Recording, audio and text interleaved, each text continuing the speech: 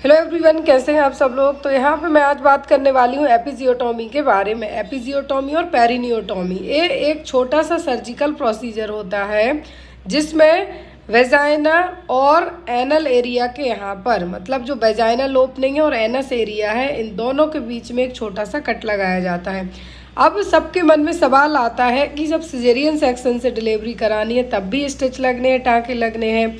बहुत सारे लोगों में आपने सुना कि नॉर्मल डिलीवरी में भी टाँके आ गए। तो ऐसा ज़रूरी नहीं है कि सभी में टाँके आएँ, ऐसा ज़रूरी नहीं है कि सभी में एपिजियोटॉमी हो और ये वेजाइना के यहाँ पे आपको टाँके आएँ। ये कुछ स्पेशल केसेस में, और नाउअडेज यदि नॉर्मल डिलीवरीज की हम बात करें तो बहुत कम होते जा रही हैं कंपेयर टू सिजेरियन के। डॉक्टर भी उसको प्रेफर कर देते हैं मोस्ट ऑफ द केस में, जहाँ पर फाइनेंशियली डॉक्टर को लगता है कि फैमिली अच्छी है, मदर दर्द नहीं झेल पाएगी, तो उस केस में वो क्या कर देते हैं, सिजेरियन कर देते हैं।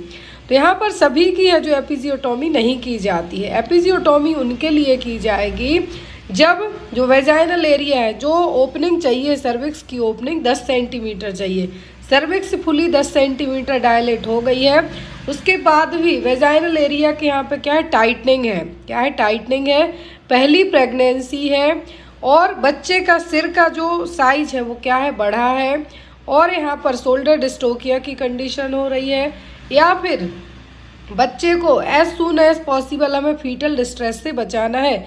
यदि बच्चा, क्योंकि एपिजियोटॉमी सेकंड स्टेज में की जाएगी जब बच्चे का हेड है जो बाहर आने लगे और जो स्कैल्प वाला एरिया है विजुअलाइज हो प्रॉपर, उस टाइम पे एपिजियोटॉमी की जाएगी ताकि बच्चे को हम फीटल डिस्ट्रेस से बचा सकें। तो इस केस में यहाँ पे एपिजियोटॉमी की जाएगी, और ये ज़रूरी नहीं है कि सबकी हो, और ये वेजाइनल डिलीवरी में ही की जाती है। जो सिजेरियन सेक्शन है उसमें आपके अपर एब्डोमेन में लोअर इंसिजनल कट लगाया जाएगा, लेकिन यहाँ पर वेजाइना और एनस एरिया के यहाँ पे कट लगाया जाएगा।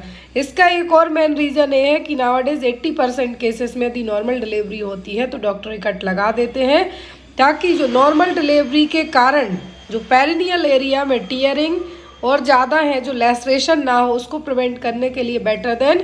और ये जो एपिजियोटॉमी का कट लगाया जाता है वो एनेस्थीसिया दे के लगाया जाता है, और इसको स्टिच भी कर दिया जाता है। और इसमें जो टाँके लगाए जाते हैं वो कुछ हफ्ते, कुछ दिनों के बाद क्या हो जाते हैं, अपने आप डिज़ोल्व हो जाते हैं। इनको अलग से कटवाने की ज़रूरत नहीं पड़ेगी आपको।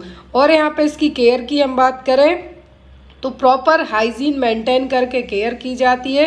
सिट्स बाथ लेके गर्म गुनगुने पानी में बैठ के इन टाँकों को है जो बहुत जल्दी और टाइम के साथ इनको हील किया जाता है। यदि थोड़ी सी भी लापरवाही करते हैं तो